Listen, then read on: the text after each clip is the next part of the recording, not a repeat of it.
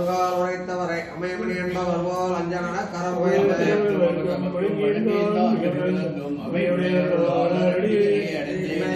மைக்கம் பிறகைக்கும் தீவினையால் உண்மை வரவா மைக்கம் உளமதியில்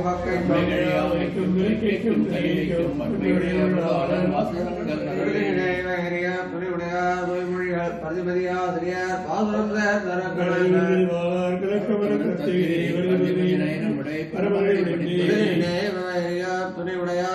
சன்னிதத்தாம் சதாகிருதே ராமானுஜதயா பாத்திரம் ஞான வைராகியபூஷணம் ஸ்ரீமத் வெங்கடநாதாரியம் வந்தே வேதாந்ததேசிகம் லக்ஷ்மீநாத சமாரம்பாம் நாதயாமுன மத்தியமாம் அஸ்மத் ஆச்சாரியவர்யந்தாம் வந்தே குரு பரம்பராம் ஞானானந்தமயம் தேவம் நிர்மலஸ்படிகாகிருதம் ஆதாரம் சர்வவித்யானாம் ஹயக்ரீவமுபாஸ்மகே திசந்து மே தேவ சதா த்வதீயாः தயாதரங்கானுஜரா கடாட்சாः ஸ்ரோத்ரேஷு பும்சாம் அமிர்தம் க்ஷரந்தீம் சரஸ்வதீம் சம்ஸ்ருதகாமதேனும் யஸ்யா பவத்பக்தஜனார்திஹந்துः பித்ருத்வம் அந்யேஷு அவிசார்யதூர்ணம் ஸ்தம்பே அவதாரதம் அனன்யலப்யம் லக்ஷ்மீநృసింహம் சரணம் பிரபத்யே நீலாதுங்கஸ்தனகிரிதடி சுத்தமுத்போத்ய கிருஷ்ணம் பாராத்யம் ஸ்வம் ஸ்ருதிசதசிரசுத்தமத்யாபயந்தி சோசிஷ்டாயாம் சரஜனிகலிதம் யா பலாக்ரந்தபுக்ஜை கோதாதஸ்யை நமைதமிதம் பூயையே வாஸ்து பூயः அன்னவயல் புதுவை ஆண்டாள் அரங்கற்கு பண்ணு திருப்பாவை பல்வதிகம் நன்னிசையால் பாடிக் கொடுத்தால் நற்பாமாலை பூமாலை சூடிக் கொடுத்தாலை சொல்லு சூடிக் கொடுத்த சுடர்கொடியே தொல்பாவை பாடேரளவல்ல பல்வளையாய் நாடினே வேங்கடவர்க்கு என்ன விதி என்னையும் மாற்றம் நாம் கடவா வண்ணமே நல்கு வேயர்புகள் வில்லிபுத்தூர் ஆடிப்பூரம் மேன்மேலும் மிக விலங்கு விட்டு சித்தன் தூய திருமகளாய் வந்தரங்கனார்க்கு துழாய் மாலை முடி சூடிக் கொடுத்த மாதே நேயமுடன் திருப்பாவை பாட்டாரைந்தும் நீ உரைத்த தையொரு திங்கள் பாமாலை ஆயப்புகழ் 100 அன்புடனே அடியேனு கருசை நீயே. நமஸ்தே.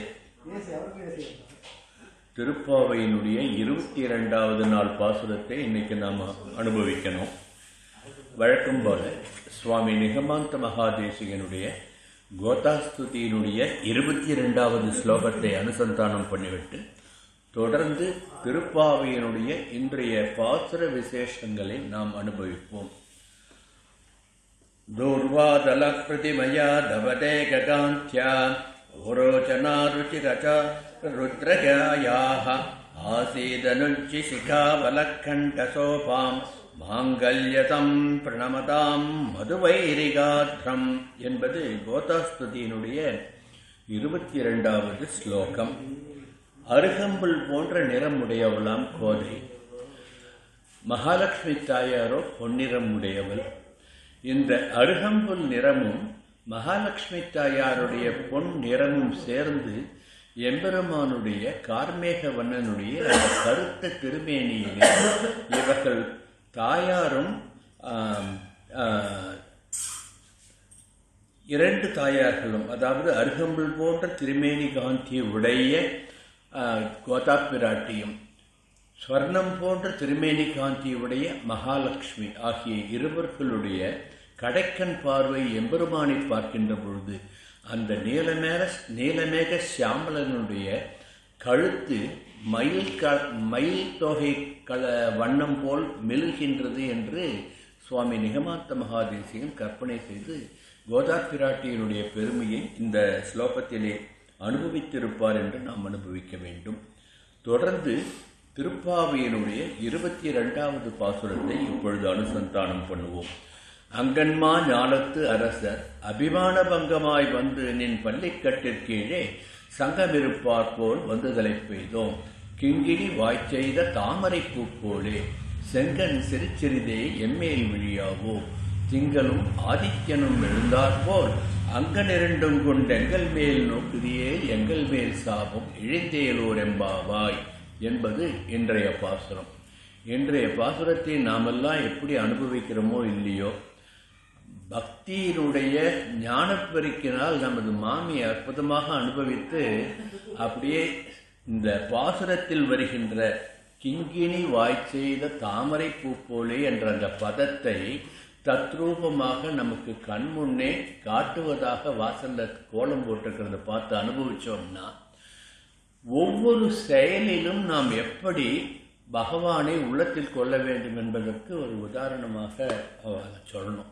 இப்படிதான் பகவானை அனுபவிக்கணும், இப்படிதான் திருப்பாவினுடைய பாசுர விசேஷங்களை அனுபவிக்கணும் என்பது நமக்கு பிரத்யட்சமாக நம் கண்ணெதிரே காட்டுகின்ற ஒரு நிகழ்வாக இன்றைக்கு வாசல்ல அந்த கோலத்தை பார்த்தாலே நமக்கு தெரிய வரும். இது தொடர்ந்து இது மாதிரி தான் ஒவ்வொரு பாசுரத்தினுடைய முக்கியமான விஷயம் என்னவோ அது அழகாக அற்புதமாக பிரத்யட்சமாக நமக்கு எடுத்து காட்டுறது அது ஒரு ஆனந்தமான அனுபவம். அதையும் அனுபவிப்போம். இப்பொழுது இந்த பாசுரத்தினுடைய சிறப்பு அல்லது இந்த பாசுரம் ஒரு தத்துவார்த்தமான பாசுரம். மற்ற பாசுரங்களை விட இந்த பாசுரத்திலே ஆண்டாள் நாச்சியார் நிறைய தத்துவத்தை பொதிந்து வைத்திருக்கின்றார். அந்த தத்துவங்களை உணர்வதற்கு கால விசேஷம்தான் நமக்கு போராது என்று நாம் உணர வேண்டும். அப்படிப்பட்ட உயர்ந்த பாசுரம் இது. 21வது பாசுரத்தை தொடர்ந்து 22வது பாசுரத்திலும் கண்ணனை துயிலெழுப்பும் பாசுரமாகவே ஆண்டாள் அமைத்திருக்கிறதும் நமக்கு புரிய வருகின்றது.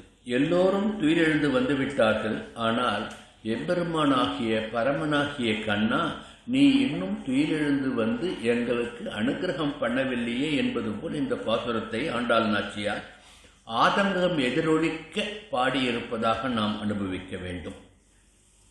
இப்போ ஒரு விசேஷமா அதில் நம்ம எப்படி அனுபவிக்கணும், நம்ம நித்திய கர்மாக்கள் பண்றோம் இல்லையா, எம்பெருமானுக்கு தினமும் நம்ம அவாவாரத்தில் திருவாராதனம் பண்றோம். அப்போ கோவிலாழ்வார் அல்லது பெருமாள் பெட்டின்ட்டு ஒரு பெட்டி வச்சிருப்போம், இல்லை கோவிலாழ்வார்ன்ட்டு எம்பெருமானை ஏலை பண்ணிருக்கிற ஒரு பெட்டி வச்சிருப்போம் இல்லையா.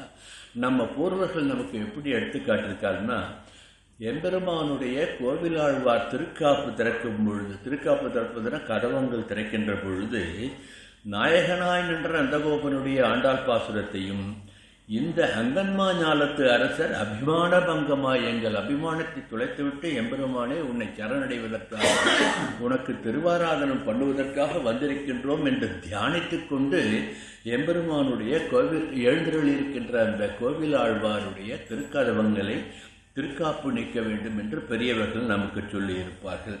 ஆகவேதான் அப்படி திருக்காப்பு நீக்கி செங்கன் சிரிச்செறிதே என்மேல் விழியாவோ என்று இந்த பாசுரத்திலே ஆண்டாள் சொல்லியிருப்பதை நாம் அனுபவிக்க வேண்டும். இது பாசுரத்திற்கு நம்முடைய அனுபவமாக நாம் எப்படியெல்லாம் உணர வேண்டும் என்பதற்கு பெரியவர்கள் நமக்கு காட்டிய வழி. திருவாராதனத்தின் பொழுது ஆண்டாளுடைய இந்த 2 பாசுரங்களை சேவித்துக் கொண்டே மணிக்கதவும் திறக்க வேண்டும், கோவிலாழ்வாருடைய திருக்காப்பு நீக்க வேண்டும் என்பதாகும். இந்த பாசுரத்திலே ஆண்டாள் நாச்சியார் நமக்கு உபதேசம் பண்ணுகின்ற தத்துவம் அனன்யார்க்க சேஷத்துவம் என்று பெரியவர்கள் அனுபவித்திருப்பார்கள். அனன்யார்க்க சேஷத்துவம் என்றால் தனக்கு ஒப்பாரும் மிக்காரும் இல்லாத பெருமையை உடைய அந்த பரபிரம்மம் ஆகிய ஸ்ரீமன் நாராயணனை தவிர வேறு தெய்வம் இல்லை என்று உணர்கின்ற அந்த உணர்வு, அந்த உணர்வைத்தான், அந்த தத்துவத்தைத்தான் இந்த பாசுரத்திலே ஆண்டாள் நாச்சியார் நமக்கு உபதேசம் பண்ணுகின்றாள் என்று பூர்வாச்சாரியர்கள் நமக்கு எடுத்துச் சொல்லுவார்கள். இந்த பாசுரம் உணர்த்துகின்ற அனன்யார்க்க சேஷத்துவம் என்பது என்னவென்றால், அனன்ய என்றால் தனக்கு மாற்று இல்லாத, தனக்கு ஒப்பாரும் மிக்காரும் இல்லாத என்று பொருள் கொள்ள வேண்டும். அர்கஹா என்றால் பெருமை. ஆக சேஷத்துவம் என்றால் மிகுந்திருப்பது. அவனை தவிர மற்றவர்கள் எல்லோரும் அவனுக்கு சேஷர்கள் தான், அவன் சேஷி, அவன்தான் ஒப்பாரும் மிக்காரும் இல்லாத பெருமை உடையவன். அதைத்தான் அனன்யார்க்க சேஷத்துவம், அனன்ய அர்க்க சேஷத்துவம் என்று பிரித்து பொருள் சொல்லுவார்கள் பெரியவர்கள்.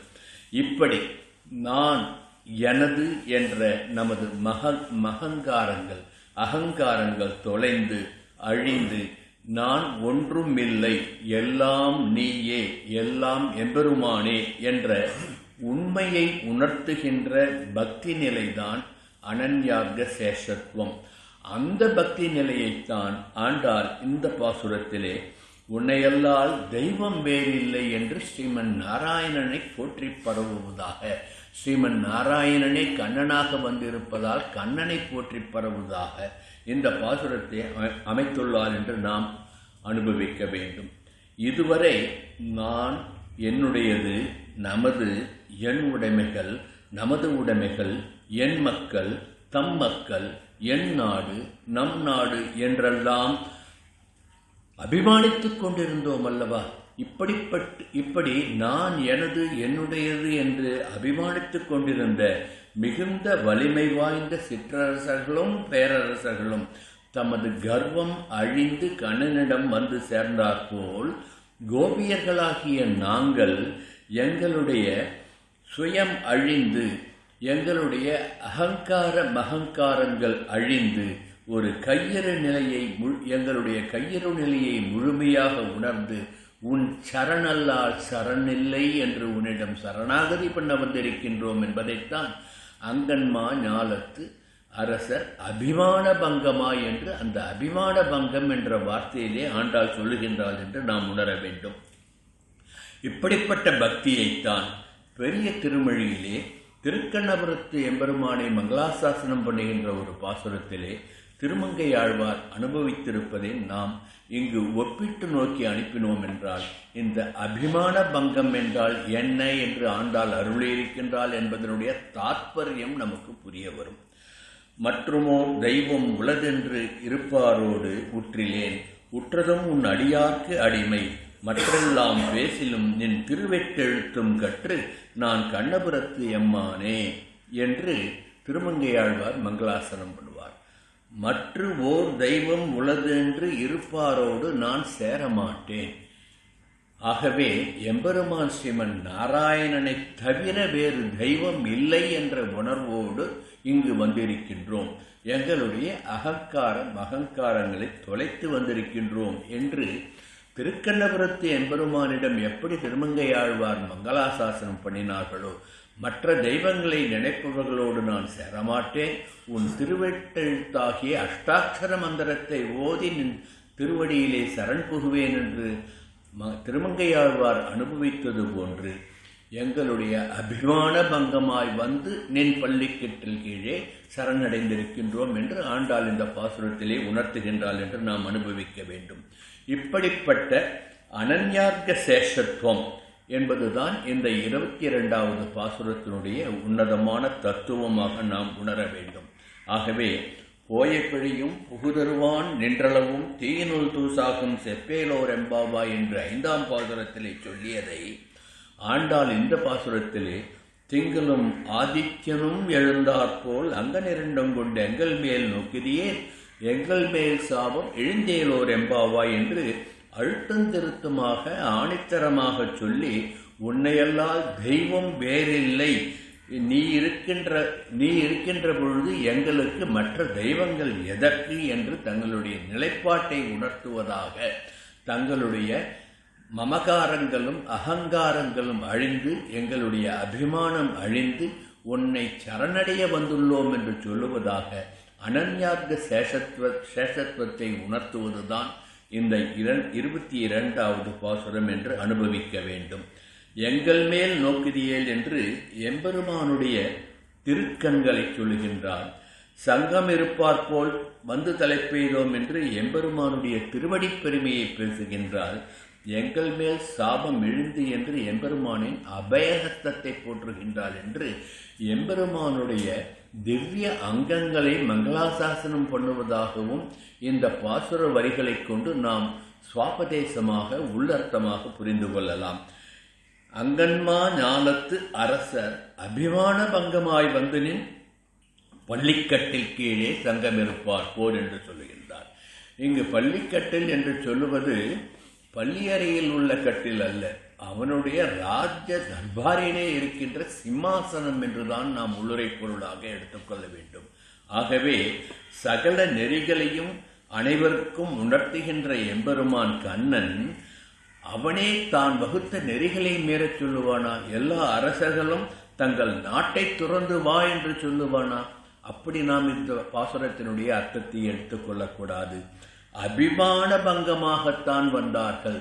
நான், எனது, என் நாடு, நமது நாடு என்ற அந்த செருக்கை விட்டு எம்பெருமானுடைய திருவடியிலே வந்து சேர்ந்தார்கள் என்றுதான் அனுபவிக்க வேண்டும். ஏனென்றால் எப்பொழுதும் எம்பெருமான் உபதேசம் பண்ணுவது அவரவர் ஸ்வதர்மத்தை கடைபிடிக்க வேண்டும் என்ற தத்துவம் தானே. இங்கு அரசர்கள் என்பவர்கள் சத்திரியர்கள். சத்திரியர்களுடைய ஸ்வதர்மம் என்ன?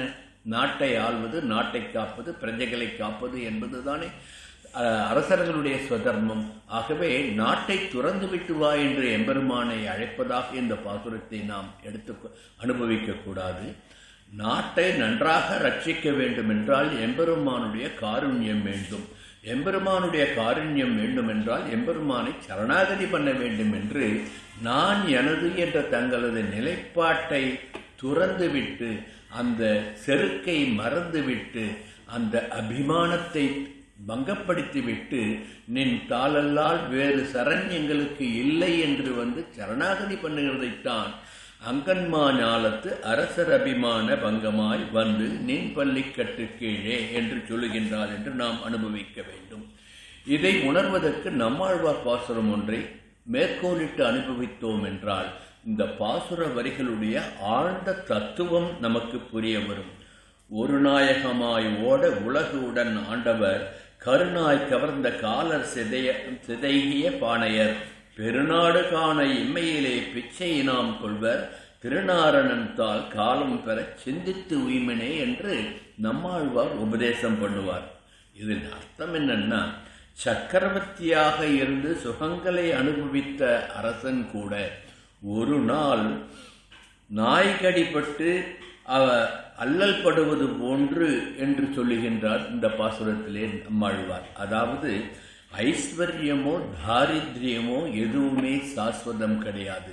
பாராண்ட மன்னர்களும் ஒரு நாள் தெருவிலே போகின்ற நாய் கடிப்பது போன்ற ஒரு நிலைமைக்கு தள்ளப்படுவதும் தான் நிதர்சனம் என்பதை உணர்த்துவதுதான் நம்மாழ்வாருடைய பாசுரம். ஆகவே இத்தகைய நிலையெல்லாம் நமக்கு இல்லாமல் இருக்க வேண்டும் என்றால் சாஸ்வதமான செல்வத்தை நாம் பெற வேண்டும். அந்த சாஸ்வதமான செல்வம் எது என்றால் திருத்தக்க செல்வம். அந்த திருத்தக்க செல்வம் எது என்றால் எம்பெருமானுடைய அந்த சரணடைகின்ற எம்பெருமானுக்கு கைங்கரியம் பண்ணுகின்ற அந்த செல்வம் தான் திருத்தக்க செல்வம். ஆகவே மற்ற ஐஸ்வர்யங்கள்லாம் செல்லுகின்ற செல்வம் என்பதை உணர்த்துவதாக அபிமான பங்கப்பட வேண்டும். நான், எனது என்ற கர்வம் அழியப்பட வேண்டும் என்பதுதான் இந்த பாசுரத்திலே ஆண்டாள் நாச்சியார் நமக்கு எடுத்து காட்டுகின்ற உபதேசம். குறுநில மன்னனாக இருந்தாலும் சரி, பெருநில அரசனாக இருந்தாலும் சரி, அரசர்களுக்கெல்லாம் அரசனாக அவன் இருந்தாலும் சரி, அகில லோகங்களுக்கும் சக்கரவர்த்தியாகிய அந்த எம்பெருமானால் நியமிக்கப்பட்டவர்கள் தானே அவர்கள். எம்பெருமான் ஒரு சங்கல்பத்திலே நினைத்தால் அரசனும் ஆண்டியாகி போய்விடுவான் என்பதனால்தான் நான் அரசன், நான் சக்கரவர்த்தி என்ற தங்களுடைய செருக்கை மறந்து அபிமானத்தை துறந்து எம்பெருமானுடைய பாதாரவிந்தங்களிலே பணிய வேண்டும் என்று வந்துள்ளார்கள் என்று அபிமான பங்கமாய் வந்து நின் பள்ளிக்கட்டில் கீழே சங்கமிருப்பார்போர் வந்துதலை பெய்தோம் என்று இந்த பாசுரத்திலே ஆண்டாள் அருளுகின்றாள் என்று நாம் எடுத்துக்கொள்ள வேண்டும். இந்த அனுபவத்தை தான் நமது ஆச்சாரிய சார்வபௌமன் சுவாமி நிகமாந்த மகாதேசிகன் ஆண்டாள் சொன்ன பாசுரத்தின் 22வது பாசுரத்தினுடைய உட்பொருளை அப்படியே உள்வாங்கி பரமபத சோபானம் என்ற கிரந்தத்திலே 7வது பாசுரத்திலே அற்புதமாக நமக்கு எடுத்து காட்டுவார். தந்திரங்கள் அளவிலராய் தனத்தால் மிக்க தார்வேந்தர். பதங்களை பிரித்து சொல்லுகின்றேன், அப்படியே அர்த்தம் புரியும். தந்திரங்கள் அளவிலராய் தனத்தால் மிக்க தார்வேந்தர் தொழ வையம் ஆண்டார் மாண்டார். சந்திரனும் சூரியனும் வீயும் காலம் தாரகியின் வடமும் அற்று தனி வானாலும் இந்திரனும் ஏறு உயர்த்த ஈசன்தானும் ஈரிரண்டு முகத்தானும் இல்லா அந்நாள் நம் திருமால் நிலை கண்டார் நாகமெல்லாம் நரகென்று நற்பதமே நாடுபவரே. அதாவது இந்த பாசுரத்திலே பாராண்ட மன்னர்களெல்லாம் ஒரு நாள் மாண்டு போவார்கள். சந்திரனும் சூரியனும் தாரகைகளாகிய நட்சத்திரங்களும் ஒரு நாள் அழிந்து போகும். இந்திரன் என்ற உயர்ந்த பதவி வகித்தவனும் முக்கண்ணனாகிய ஈசனும் 4 முகங்களை உடைய நான்முகனும் ஒரு நாள் அழிந்து போவார்கள். ஆனால் திருநாராயணன் எம்பெருமான் எப்பொழுதுமே சாஸ்வதம் என்று நமது ஆச்சாரியன் எடுத்து காட்டுகின்றார். அங்கன்மா ஞாலத்து அரசர் அபிமான பங்கமாய் வந்து நின் பள்ளிக்கெட்டில் கீழே சங்கமிருப்பார் போல் என்ற பாசுரத்தினுடைய உட்பொருளை ஸ்வாபதேசத்தை என்று நாம் அனுபவிக்க வேண்டும்.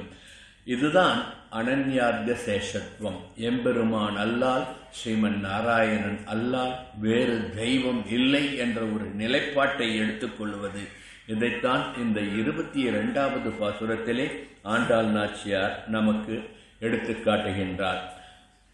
இப்பொழுது இன்னொரு அனுபவத்தை கொள்வோம். ஆண்டாள் நாச்சியாருடைய பாசுரம் அங்கன் மா ஞாலத்து அரசர் என்று தொடங்குகின்றது. அங்கன்மா ஞாலத்து அரசர் என்பதை ஆண்டாள் பாசுரம் மூலம் தெரிந்து கொண்டது போன்று அங்கன்மா ஞாலத்து அமுதன் யார்? அமுதன் எம்பெருமான். அங்கன்மா ஞாலத்து அமுதன் யார் என்றால் அதற்கு அங்கன்மா ஞாலத்து அமுதன் யார் என்பதை பூதத்தாழ்வார் நமக்கு 2ஆம் திருவந்தாதி பாசுரம் ஒன்றிலே எடுத்து காட்டுகின்றார். வரம் கருதி தன்னை வணங்காத வன்மை உரம் கருதி மூர்க்கத்தவனை நரம் கலந்த சிங்கமாய் கீண்ட திருவன் அடியனையே அங்கன்மா ஞாலத்து அமுது என்ற இந்த நரசிங்க பெருமாளை அங்கன்மா ஞாலத்து அமுது, இந்த ஞானத்தினுடைய அமுதே ஸ்ரீ நரசிம்ம பெருமாள் என்று ஆழ்வார் நமக்கு பூதத்தாழ்வார் நமக்கு திருவந்தாதி பாசுரத்தில் எடுத்து காட்டுவதையும் இங்கு நாம் அனுபவிக்க வேண்டும். அங்கன்மா ஞாலத்து அரசர்கள் எல்லாம் சேதனர்கள்.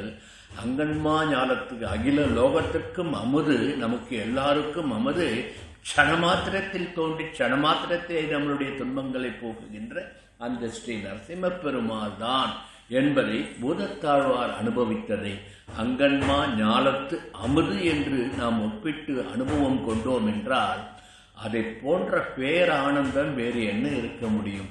இப்படித்தான் ஆண்டாளுடைய பாசுரம், ஆண்டாளுடைய பாசுர வரிகள், ஆண்டாளுடைய பாசுரத்திலே சொல்லப்பட்டிருக்கின்ற ஒவ்வொரு பதத்திற்கும் ஆழ்வார்களும் ஆச்சாரியர்களும் எவ்வாறு அனுபவித்திருக்கின்றார்கள் என்பதை நாம் உள்ளுரை பொருளாக அனுபவித்தோம் என்றால் வேதம் அனைத்துக்கும் வித்தாகிய அந்த கோதை தமிழுடைய ஏற்றம் நமக்கு தெரிய வரும்.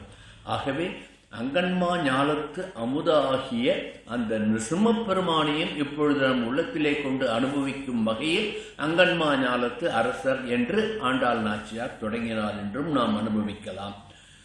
இப்போ இன்னொரு விதமாக அனுபவிப்போம். அபிமானம் என்ற சொல்லுக்கு அன்பு, பாசம், அறிவு, ஞானம், கொலை, தன்மதிப்பு, உள்ள களிப்பு, பற்று என்று பலவிதமாக தமிழிலே பொருள் வரும். இங்கே இந்த பாசுரத்திலே அபிமானம் என்ற சொல்லுக்கு பற்று என்று அர்த்தம் எடுத்துக்கொண்டோம் என்றால் பற்றினால் விளைகின்ற பாசம், அன்பு, தன்மதிப்பு, உள்ளக்களிப்பு ஆகியவற்றை பற்றுடன் இணைந்த புறப்பற்றுகள் என்று ஆண்டாள் இங்கு எடுத்து காட்டுகின்றாள். ஒரு வார்த்தையிலே எத்தனை வார்த்தைகளை உள்ளடக்கி எத்தனை வார்த்தைகளுடைய அர்த்தத்தை உள்ளடக்கி சொல்லுகின்றார் என்று பார்க்க வேண்டும். ஆகவேதான் பற்று உள்ளவர்கள் நாம் சேதனர்கள், பற்று இல்லாதவன் அந்த எம்பெருமான் பரமாத்மா என்பதை இந்த பாசுரத்திலே இந்த ஒற்றை சொல்லிலே ஆண்டாள் நாச்சியார் நமக்கு எடுத்து காட்டுகின்றார் என்று நாம் அனுபவிக்கும். அபிமானம் என்ற சொல்லை பற்று என்ற சொல்லோடு ஒப்பிட்டு பற்றினால் வருகின்ற புறப்பற்றுகளை நமக்கு உணரும்படி செய்து ஒற்றை வார்த்தையிலே நாம் சேதனர்களாகிய நாம் அனைவருமே பற்று உடையவர்கள். ஏதாவது ஒரு பொருளின் மேல் புறப்பொருள்களின் மீது பற்று இருப்பவர்கள். ஆனால் எம்பெருமான் பரமாத்மா பற்றற்றவன் என்பதை நமக்கு எடுத்து காட்டுகின்றாள். இந்த தத்துவத்தைத்தான் ஆண்டாள் சொன்ன தத்துவத்தைத்தான் நமது ஆழ்வார்கள் சொன்ன தத்துவத்தைத்தான் திருவள்ளுவரும் சொல்லுகிறார். பற்றுக பற்றற்றான் பற்றினை அப்பற்றை பற்றுக பற்று விடக்கு என்று பற்று என்ற வார்த்தையை வைத்து சொற்சலம்பம் ஆடியிருப்பார் திருவள்ளுவர். ஆகவே திருவள்ளுவர் ஒரு பரம வைஷ்ணவர்.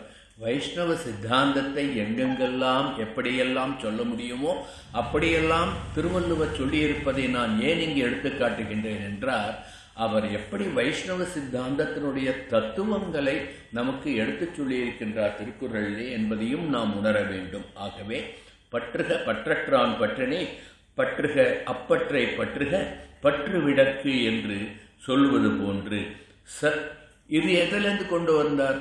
சர்வதர்மான் பரித்தெச்ச மாமேகம் சரணம் பிரஜா என்று பகவான் உபதேசம் பண்ணார். எல்லாவற்றையும் விட்டுவிட்டு நான் ஒருவனே என்று என்னிடம் சரணாகதி பண்ணினார், மா சுச்சகா கவலைப்படாதே மோக்ஷயிஷ்யாமி, நான் உனக்கு பரமபதம் கொடுக்கின்றேன் என்று எம்பெருமான் சொன்னதைத்தான் திருவள்ளுவர் இந்த ஒரு திருக்குறளை சொல்லியிருக்கின்றார் என்று அனுபவிக்கின்றான். இப்படிப்பட்ட பற்றினால் வருகின்ற புறப்பற்று, அதுதான் அபிமானம். அந்த அபிமானத்தை துறந்து வர வேண்டும் என்பதுதான் ஆண்டாள் காட்டுகின்ற தத்துவம் என்று இந்த பாசுரத்தை நாம் உணர்ந்தோம் என்றால், எம்பெருமான் பகவத்கீதையிலே கண்ணன் பகவத்கீதையிலே எப்படி உபதேசம் பண்ணினானோ, மாம் ஏகம் சரணம் பிரஜ மா சுச்சகா மோக்ஷயிஷ்யாமி சர்வதர்மான் பரித்தெச்ச, எல்லாவற்றையும் விட்டுவிட்டு எல்லா பற்றையும் விட்டுவிட்டு நீ என் ஒருவனையே சரணடைந்தால் நான் உனக்கு பரமபதம் தருகின்றேன், உன்னை காப்பாற்றுகின்றேன், உன்னை ரட்சணம் செய்வேன் என்று எம்பெருமான் வாக்களித்தான் அல்லவா?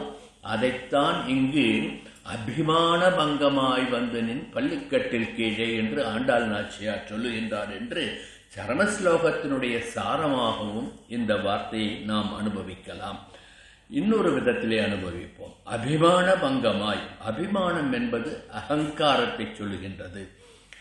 அதாவது அகங்காரம், அகம் என்றால் உள்ளம், உள்ளத்திலே இருக்கின்ற காரம். உள்ளத்திலே எப்பொழுது காரம் வரும்? நான், எனது, என்னுடையது என்ற மமத்தை வருகின்ற பொழுது அகங்காரம் வரும். ஆகவே தான் இந்த அகங்காரமாகிய அந்த அபிமானத்தை துறக்க வேண்டும் என்று ஆண்டாள் சொல்லுகின்றாள். இன்றைக்கு எத்தனையாவது பாசுரம்? 22வது பாசுரம். ஏன் 22வது பாசுரத்தில் அபிமானத்தை துறக்க சொல்லுகின்றாள் ஆண்டாள் என்று நாம் கொஞ்சம் ஆராய்ந்து பார்க்க வேண்டும். நமது ஸ்ரீ வைஷ்ணவம் உணர்த்துகின்ற தத்துவம் எப்படி? 24 தத்துவங்களை சொல்லி 25வது தத்துவமாக ஆத்மாவை சொல்லி 26வது தத்துவமாக பரமாத்மாவை சொல்லும். இதுதான் ஸ்ரீ வைஷ்ணவ சித்தாந்தம். இந்த 26 தத்துவங்களிலே 26 ஆத்மா பரமாத்மாவை விட்டு பொதுவாக சொல்லுவார்கள் 24 தத்துவம் என்று. எப்படி வேண்டுமானாலும் எடுத்துக்கோங்க.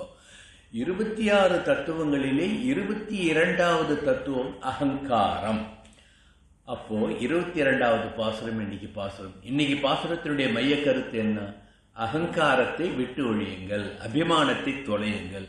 ஆக 22வது பாசுரத்தில் 22வது தத்துவமாகிய ஸ்ரீ வைஷ்ணவத்தின் 22வது தத்துவத்தை ஆண்டாள் எடுத்து கொடுத்திருக்கான்னா, ஒவ்வொரு நாள் பாசுரத்துக்கும் ஒரு விளக்கம் சொல்றேன் இல்லையா? ஏன் 18வது பாசுரத்தில் ஒன்று சொன்னா, 19ல் ஏன் சொன்னா, 20ல் ஏன் சொன்னான்னு நம்ம அனுபவிக்கின்ற மாதிரி 22ல் ஆண்டாள் அடுக்கி அழகாக சொல்லுகின்றால் அகங்காரத்தை போக்குவது என்பதால் எதை குறிக்கின்றது என்றால் 22வது தத்துவமாகிய அகங்காரத்தை நீக்க வேண்டும் என்று சொல்லுகின்றார். அது என்ன 24 தத்துவத்தையும் இங்க சொல்லிடுறேன். நிலம், நீர், காற்று, வானம், நெருப்பு என்று பஞ்சபூதங்கள் 5. கரெக்டா? தன்மாத்திரைகள் என்ற ஐம்பொறிகளால் உணரப்படுகின்ற பண்புகள் ஒளி, சுவை, ஓசை, நாற்றம், உணர்ச்சி என்று சூக்ஷ்ம பூதங்கள் 5. 5 5 10 கண், வாய், செவி, மூக்கு, மெய் என்று ஞானேந்திரியங்கள் ஆகிய ஐம்பொறிகள் 10 5 15 கை, கால், நாக்கு, குதம், குறி ஆகிய கர்மேந்திரியங்கள். இது ஒரு 5 செயல் உறுப்புகள் 5. 15 5 20 மனம், அகங்காரம், அறிவு, குணம் என்று உட்கரணங்கள் 4. 20 நாளும் 24 ஆயிடுத்து. இதுல இந்த அகங்காரம் எங்க வருகின்றது? 22வது தத்துவமாக வருகின்றது. ஆகவேதான் 22வது பாசுரத்திலே அபிமான பங்கமாய் என்று அபிமானம் பங்கப்பட வேண்டும் என்று ஆண்டாள் சொல்லியிருக்கின்றாள் என்று அனுபவித்தோம் என்றால், ஆண்டாள் பாசுரத்தினுடைய ஒவ்வொரு சொல்லிலும் ஒவ்வொரு வரியிலும் அவள் பாசுரங்களை அமைத்திருக்கின்ற பாங்கிலும் எவ்வளவு தத்துவத்தை சொல்லுகின்றாள் என்று நாம் உணரலாம். இப்படி ஆத்ம தத்துவங்கள் 24 22வது தத்துவம் அகங்காரம். அந்த அகங்காரம் ஆகிய அந்த அகங்காரம் போக வேண்டும் என்பதைத்தான் அபிமான பங்கம் என்று சொல்லுகின்றாள் என்று அனுபவிக்க வேண்டும். இதைத்தான் இந்த ஆத்ம தத்துவங்கள் 24 ஆழ்வார்கள் அழகாக அற்புதமாக அனுபவித்து பாசுரமாக நமக்கு கொடுக்கின்றார்கள். இதை திருவாய்மொழி பாசுரம் ஒன்றிலே நம்மாழ்வார் எப்படி சொல்லுகின்றார் என்று அனுபவிப்போம். பொங்கு ஐம்புலனும் பொறி ஐந்தும் கருமேந்திரியம் ஐம்பூதம் இங்கு இவ்வுயிர் ஏய் பிரகிருதி மான் அகங்காரம் மனங்களே என்று இந்த 24 தத்துவங்கள் என்ன என்பதை நம்மாழ்வார் நமக்கு எடுத்து காட்டுகின்றார். அதே போன்று திருமழி சேக்கிரான் திருச்சந்த விருத்தத்திலே ஒரு பாசுரத்திலே இந்த 24 தத்துவங்கள் ஸ்ரீ வைஷ்ணவம் சொல்லுகின்ற 24 தத்துவம் என்ன என்பதை 5 மைந்தும் ஆகி அல்லலுற்று உள்ளையுமாய் 5 3 ஒன்றுமாகி நின்ற ஆதி தேவனே என்று சந்த விருத்தமாக சொல்லுவார். இதிலே முதலடியில் வருகின்ற 3 5 மைந்தும் 5 என்ற 3 5 எதை சொல்லுகின்றதால் ஐம்பூதங்கள் 5, ஞானேந்திரியங்கள் 5, கர்மேந்திரியங்கள் 5 என்ற அந்த 3 5 சொல்லுகின்றது. இரண்டாவது வரியிலே வருகின்ற 5 தன்மாத்திரைகள் 5 என்று சொல்லி 3 என்று சொல்லுகின்ற அந்த 3 பிரகிருதி மகான் அகங்காரம் என்று சொல்லி 1 என்ற அந்த பாசுரத்திலே ஒன்றுமாய் நின்ற ஆதி தேவனே என்று சொல்லுவார். ஆகவே 1 என்பது மனம் என்று கொண்டு 24 தத்துவங்களை ஆழ்வார் அனுபவித்து நமக்கு எடுத்து காட்டுகின்றார்.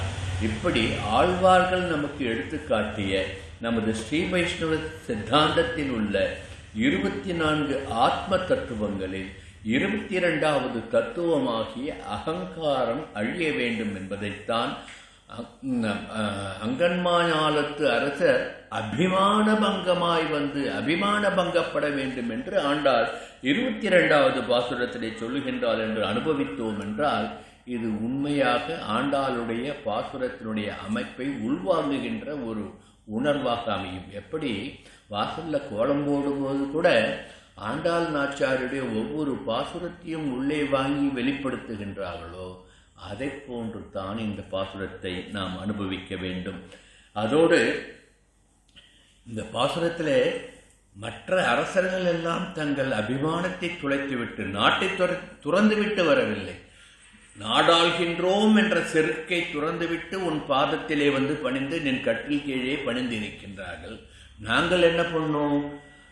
காலையில் எழுந்தி நீராடி சங்கல்பம் பண்ணி நெய் உண்ணோம் பால் உண்ணோம் என்று சங்கல்பம் பண்ணி கொண்டு அப்புறம் ஓங்கி உலகளந்த உத்தமனை பாடி வாயினால் பாடி மனத்தினால் சிந்தித்து 10 தோழியர்களாக 10 ஆழ்வார்களை எங்களுக்கு ஆச்சாரியர்களாக வரித்து கொண்டு அவர்களை துணை கொண்டு நின் திருமாளிகை வாசலிலே வந்து வாயிற்காவலனும் நாயகனாய் நின்ற நந்தகோபனுடைய கோயில் காப்பானே மணிக்கதவும் தாழ்திரவாய் என்று அவனிடம் பிரார்த்தித்து பிறகு உன்னுடைய தாய் தந்தையராகிய யசோதையையும் நந்தகோபாலனையும் துயிலெழுப்பி உன் திருத்தமையனாகிய பலராமனையும் துயிலெழுப்பி கண்ணா உன் வாயில் உள்ளே வந்து நின்று உன்னை பிரார்த்தித்தோம்.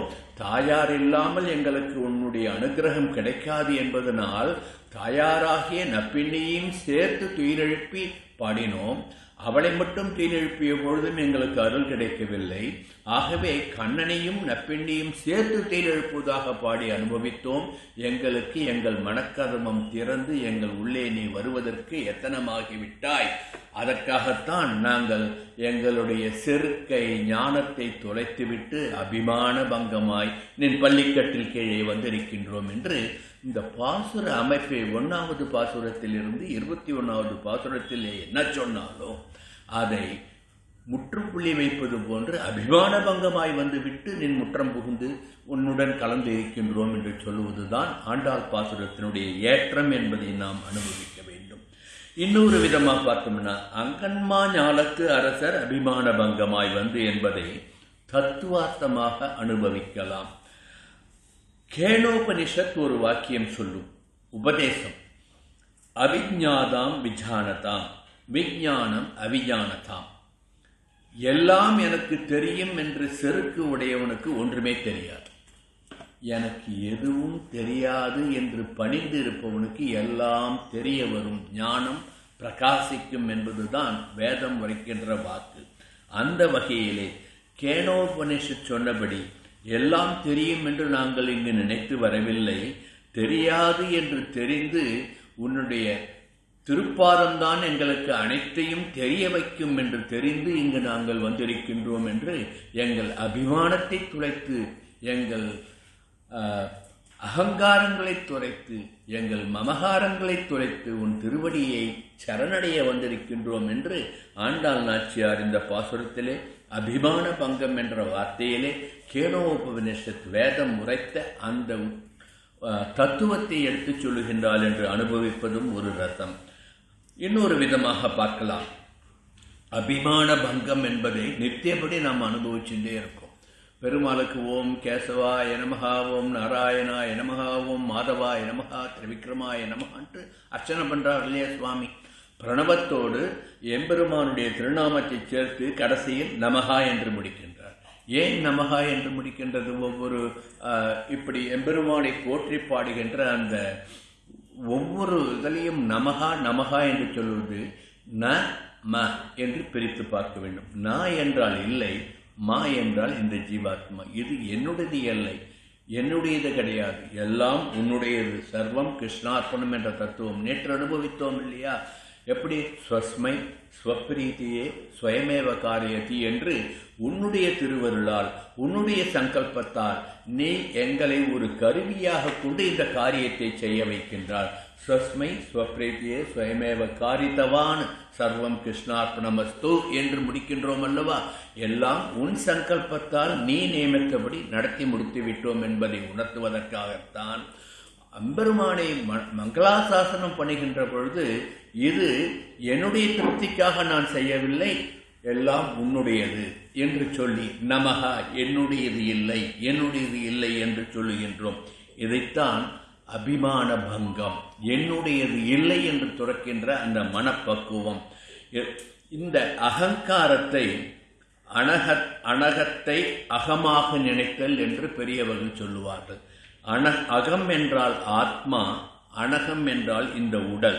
ஆத்மா தங்கியிருக்கின்ற இந்த சரீரம் என்று அனுபவித்தோம் என்றால், நான் என்று நினைக்கின்ற அந்த உணர்வை நீக்கிவிட்டோம் என்றால் தான் இந்த சரீரமாகிய இந்த கோவிலிலே எம்பெருமான் வந்து உறைவான். இந்த சரீரத்தை க்ஷேத்திரம் சொல்லுவான். எம்பெருமானுடைய திவ்ய தேசங்கள் போன்று இந்த சரீரமும் ஒரு திவ்ய தேசமாகும். எப்பொழுது இந்த அகங்காரம் அழிந்தால், அகத்திலே இருக்கின்ற காரம் நீங்கினால், அபிமானம் தொலைந்தால், அகங்காரங்கள் தொலைந்தால் எம்பெருமான் உள்ளத்திலே வந்து குடிபுருவான் என்று தத்துவார்த்தமாக உணர்த்துவதாகவும் நாம் அனுபவிக்க வேண்டும். ஆகவே அகங்காரம் நம்மிடத்தே வந்தால் அனைத்தும் என்னுடையது என்ற ஒரு மமதை வந்து அனைத்து பொருள்களின் மேலும் நமக்கு ஆசை வந்துவிடும். இந்த நிலை கைவல்யம் என்று உடலை அனுபவிக்கின்ற நிலை என்று அந்த நிலையை தெரிந்து கொண்டு அதை துறந்துவிட்டு வந்தோம் என்று ஆண்டாள் நாச்சியார் இங்கு உணர்த்துகின்றாள் என்று நாம் எடுத்துக்கொள்ள வேண்டும். இந்த ஆசைக்கு காரணமான மமகாரத்தை கணினன் சிறுத்தாம்பு பாசுரத்திலே மதுரகவியாழ்வார் நமக்கு அற்புதமாக உபதேசம் பண்ணியிருப்பார். நம்பினேன் பிறர் நன்பொருள் தன்னையும், நம்பினேன் மடவாரையும் முன்னெல்லாம், செம்பொன்மாட திருக்குருகூர் நம்பிக்கு அன்பனாய் அடியேன் சதித்தேன் என்றே என்று இந்த ஆச்சாரியனை தவிர எனக்கு வேறு தெய்வம் இல்லை என்ற அந்த மனப்பக்குவத்தை கொண்டார் அல்லவா? அகங்காரங்களை தொலைத்து விட்டேன், எனக்கு எம்பெருமானை யார் காட்டிக் கொடுப்பார்கள்? ஆச்சாரியன்தான் காட்டிக் கொடுப்பான் என்பதனால் திருக்குருகூர் நம்பிக்கு அன்பனாய் அடியேன் சதித்தேன் என்றே என்று மதுரகவியாழ்வார் எடுத்து காட்டியது இந்த அகங்காரங்களை தொலைத்து நிற்கின்ற ஒரு நிலை. அதைத்தான் அபிமான பங்கம் என்று இந்த பாசுரத்திலே ஆண்டாள் சொல்லுகின்றாள் என்று உணர்த்த வேண்டும். கீழ்ப்பாசுரங்களை அனுபவிக்கும் பொழுது பகவத்கீதையிலே பகவான் கண்ணன் சொன்ன ஸ்லோகம் ஒன்றை எடுத்துக்காட்டி அனுபவித்ததை மறுபடியும் சொல்லுகின்றேன். பகவான் கண்ணன் என்ன சொல்லுவான்? என்னை அண்டுகின்ற பக்தர்கள் 4 விதமாக இருப்பார்கள். ஒரு விதமான பக்தர்கள் எனக்கு செல்வத்தை கொடு என்று கேட்பார்கள், ஒரு விதமான பக்தர்கள் எனக்கு நிறைய பொருளை கொடு என்று கேட்பார்கள், ஒரு விதமான பக்தர்கள் எனக்கு ஞானத்தை கொடு என்று கேட்பார்கள், ஒரு சிலரே என்னையே வேண்டுவார்கள் என்று சொன்னான் அல்லவா. அதுபோன்று கண்ணனையே வேண்டுகின்ற ஒரு காலகட்டத்திற்கு ஆண்டாள் எப்பொழுது வந்துவிட்டாள், நீ உன்னை எனக்கு தாய் என்று நப்பினையிடம் கேட்டால் அல்லவா, அந்த நிலைக்கு வந்து விட்டாள் என்று நாம் உணர வேண்டும். அந்த நிலைக்கு உணர வேண்டும் என்றால் அகங்காரங்கள் தொலைய வேண்டும். ஆகவேதான் அபிமான பங்கமாய் என்று ஆண்டாள் சொன்னாள் என்று சொல்லலாம். இன்னும் என்ன முதல் வரியிலேயே நின்று இருக்காருன்னு நினைக்க கூடாது. ஏன்னா இந்த பாசுரத்தினுடைய சாரம் முழுவதும் அங்குதான் இருக்கின்றது. மற்றதெல்லாம் அதற்கு கூடுதலாக விசேஷம் சேர்ப்பதாக இருக்கின்றதே தவிர இந்த அபிமான பங்கம் தொலைவது, அபிமான பங்கம் தான் இந்த பாசுரத்தினுடைய முக்கியமான சாராம்சம் என்பதனால் அதை பற்றியே அதிகம் விளக்கம் சொல்லி அனுபவிக்கின்றோம். நாளைக்கு பாசுரத்தில் என்ன சொல்ல போற, யாம் வந்த காரியம் ஆராய்ந்து அருள வேண்டும் என்று பிரார்த்திக்க போகின்றார் இல்லையா நாளைக்கு பாசுரத்தில். அப்போ யாம் வந்த காரியம் ஆராய்ந்து அருள வேண்டும் என்றால் அதற்கு முதல் நமக்கு என்ன தகுதி வர வேண்டும், அபிமானம் தொலைய வேண்டும். ஆகவேதான் 22 அபிமானத்தை தொலைத்து 23வது பாசுரத்திலே யாம் எல்லாத்தையும் துறந்து நில்லால் வேறு சரணில்லை என்று வந்து விட்டோம், நீ எல்லால் வேறு தெய்வமில்லை என்று வந்து விட்டோம், ஆகவே யாம் வந்த காரியம் ஆராய்ந்து கைங்கரியமாகிய அந்த பறையை கொடு என்று நாளைய பாசுரத்திலே கேட்கின்றாள். ஆகவே 22, 23 எப்படி அழகா கோர்த்து ஒவ்வொரு ஸ்டெப்பா நம்ம உயர்த்தி கொண்டு போறோம். ஒரு நிலையிலிருந்து நம்மை உயர்த்தி கொண்டு வந்து கடைசியில் அபிமானம் மனமாச்சரியங்களை துளைத்துவிட்டு நிர்மலதாக எம்பெருமானை தவிர வேறு எதுவும் உள்ளத்திலே கொள்ளாத ஒரு நிலையை கொண்டு வந்து நிறுத்தி அதன் பிறகு யாம் வந்த காரியம் ஆராய்ந்து அருள் என்று ஆண்டாள் சொல்லுவதுதான் ஆண்டாள் பாசுரத்தினுடைய ஏற்றம் என்று நாம் அனுபவிக்க வேண்டும். இதையே பிராப்யம் என்ற உபாயத்தை சொல்லுவதாகவும் பிராப்தி என்ற உபேயத்தை சொல்லுவதாகவும் பெரியவர்கள் அனுபவித்திருப்பார்கள். அப்படி பிராப்தியையும் பிராப்தியையும் உபதேசிக்கின்ற இந்த பாசுரமாக இதை நாம் அனுபவித்தோம் என்றால் ஓம் என்ற பிரணவத்திற்கு நாதனாகிய அந்த எம்பெருமானை நாம் சரணடைய வேண்டும் என்பதை உணர்த்துவதாகவும் நாம் உட்பொருள் சுவாபதேசமாக அனுபவிக்கலாம். இப்போ ஏற்கனவே கொஞ்ச நாளைக்கு முன்ன சொன்னோம், எம்பெருமானுடைய திருநாமங்களை அவனுடைய நாமங்களை போற்றி மங்களாசாசனம் பண்ணுகிறது. ஓம் கேசவாய நமகா, ஓம் நாராயணாய நமகா என்று பிரணவத்தை தொடர்ந்து எம்பெருமானுடைய நாமத்தை சொல்லி நமகா என்று முடிக்கின்றார்கள். அப்போ என்ன அர்த்தம் சொன்னோம், நமகா நான் இல்லை, எல்லாம் எம்பெருமானே உன்னுடையது என்று நாம் சங்கல்பித்துக் கொண்டு எம்பெருமானுக்கு மங்களாசாசனம் பண்ணுவதாக அனித்தோம்.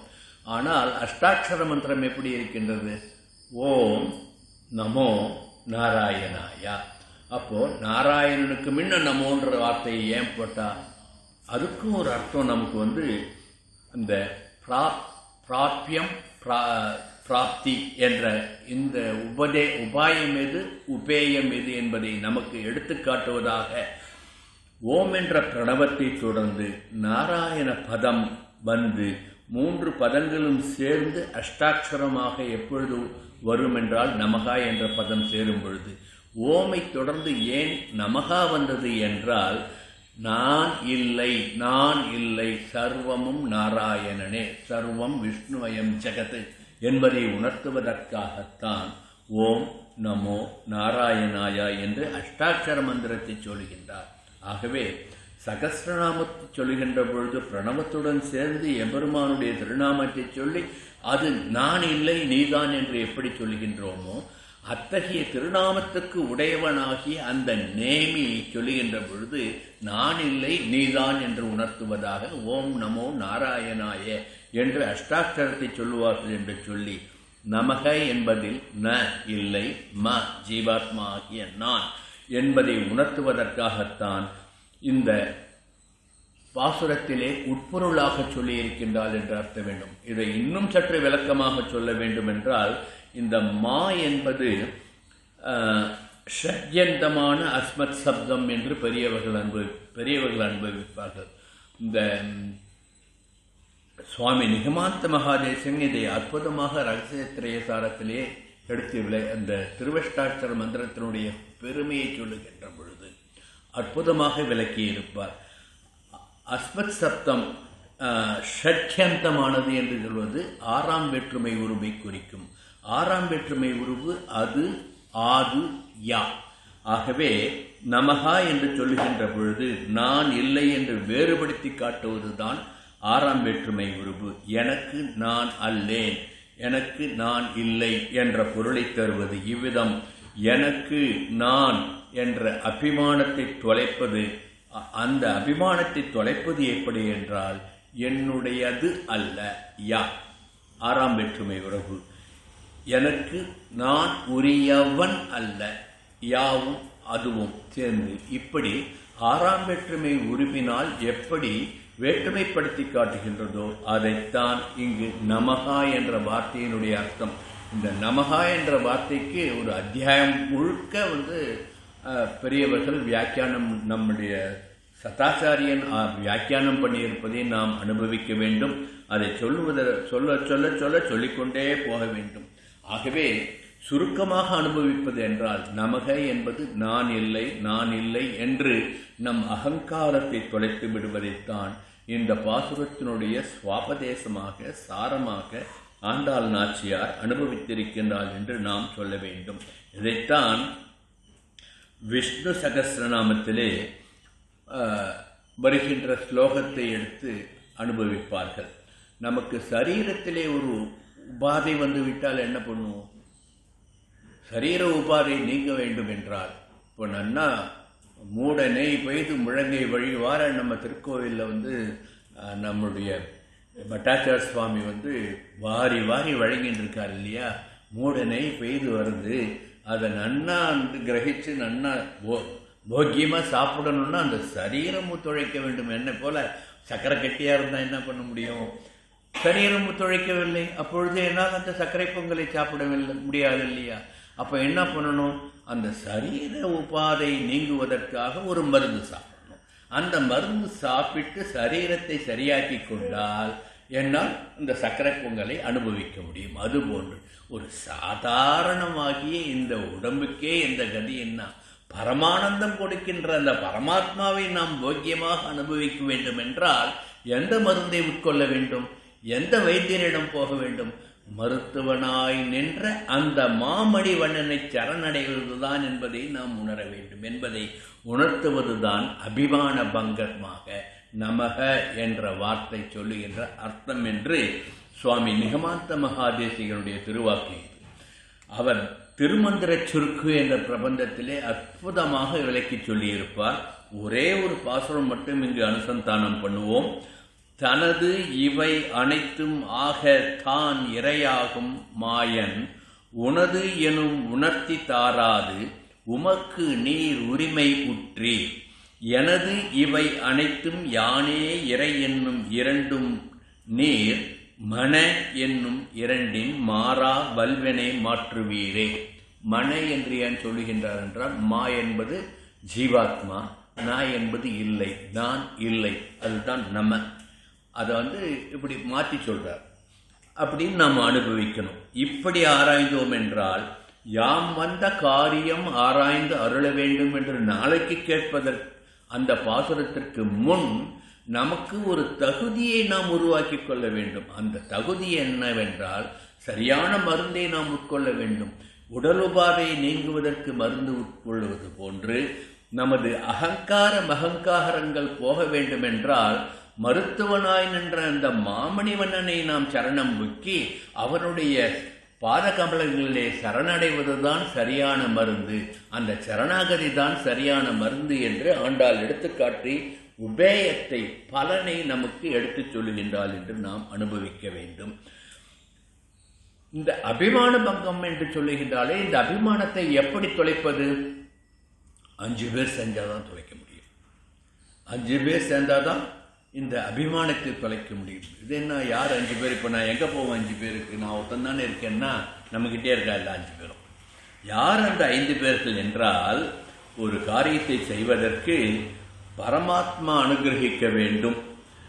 அவனின்றி எந்த காரியமும் நடக்காது. ஆகவே நாம் என்னதான் நான் செய்தேன் என்று சொன்னாலும் அவ்வாறு செய்யப்படுவதற்கு காரணியாக இருப்பவன் எம்பெருமான் பரமாத்மா என்பதை அதிஷ்டானாம் ததா கர்த்தா கரணஞ்ச பிரதக்விதம் விவதாச்ச பிரதக்ஷேஷ்டா தெய்வம் சைவாத்திர பஞ்சமம் என்று பகவத்கீதையிலே ஒரு ஸ்லோகத்திலே சொல்லுவார். கண்ணன் எம்பெருமான் பகவத்கீதையை உபதேசம் பண்ணின பொழுது, அதாவது கர்மம் நிறைவேறுகின்ற விஷயத்திலே கர்மம் செய்கின்ற இந்த உடலும் செய்கின்றவனும் தனித்தனியான இந்திரியங்களும் அந்த உபகரணங்களும் என்று பலவிதமான காரியங்கள் இருந்தாலும் இவற்றில் அனைத்திற்கும் உள்ளடக்கி செய்விப்பவன் அந்த எம்பெருமானாகிய பரமாத்மாதான் என்பதை ஐந்தாவது நபராக தெய்வத்தை சொல்லி 5 பேர் சேர்ந்தால்தான் ஒரு காரியத்தை செய்ய முடியும். நான், எனது உடல், என்னுடைய இந்திரியங்கள், என்னுடைய மனது, இந்த 4உடன் 5வதாக அந்த பரமாத்மா வந்து சேர்ந்தால்தான் என்னால் ஒரு காரியத்தை செய்ய முடியும். அப்படி ஒரு காரியத்தை செய்து அபிமான பங்கம் தொலைக்க வேண்டுமென்றால், அபிமானத்தை தொலைக்க வேண்டுமென்றால் பரமாத்மா என்னுடன் இருக்க வேண்டும்.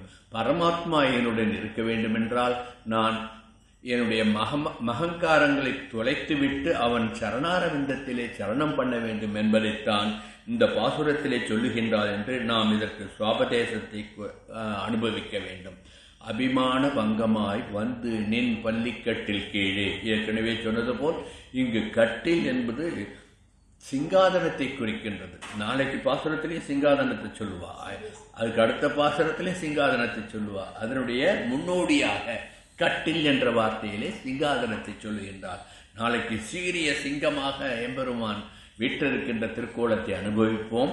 இப்பொழுது நாம் திருப்பாவையினுடைய 22வது பாசுரத்திலே இருப்பதால் இந்த திருப்பாவையினுடைய 22வது பாசுரத்தை நாம் தினந்தோறும் பாராயணம் பண்ணி கொண்டு வந்தோம் என்றால் நாம் செய்த பாவங்கள், செய்யும் பாவங்கள், செய்யப்போகின்ற பாவங்கள் என்று அனைத்தும் தீயினுள் தூசாகும் என்று பெரியவர்கள் நமக்கு எடுத்துச் சொல்வார்கள்.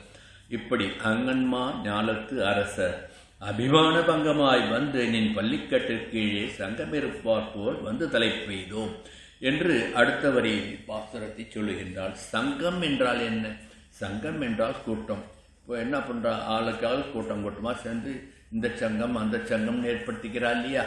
இது தொழிலாளர் சங்கன்வா, இது எங்கள் ஜாதி சங்கன்வா, ஏதோ சொல்லிக்கிறாள். சங்கம் என்றால் கூட்டம் என்று அர்த்தம்.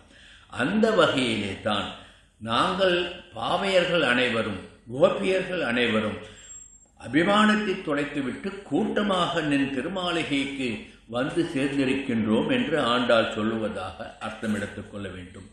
அபிமான அங்கன்மா ஞாலத்து அரசர்கள் வந்து பங்கம் இருக்கின்றார்கள், என் பள்ளிக்கட்டில் கீழே இருக்கின்றார்கள் என்பது இன்னொரு விசேஷத்தையும் உட்பொருளாக இங்கு ஆண்டாள் உணர்த்துவதாகவும் நாம் அனுபவிக்க வேண்டும். மகாபாரதத்திலே ஜராசந்தனால் 99 ராஜாக்கள் சத்திரியர்கள் சிறைபிடிக்க வைக்கப்பட்டு அவன் என்ன ஒரு சபதம் பண்ணான், இங்கு தர்மராஜா அஸ்வமேத யாகம் பண்ணிவிட்டால் அவனுக்கு எல்லா பலனும் கிடைத்துவிடும் என்பதனால் அவன் 100 சத்திரிய அரசர்களை யாகத்திலே பலியாக கொடுத்து ஒரு பெரிய பலனை அடைத்துவிட்டால் நான் அகில புவனத்திற்கும் சக்கரவர்த்தி ஆகிவிடுவேன் என்ற இருமாப்புடன் 99 அரசர்களை சிறைபிடித்து வைத்திருந்தான்.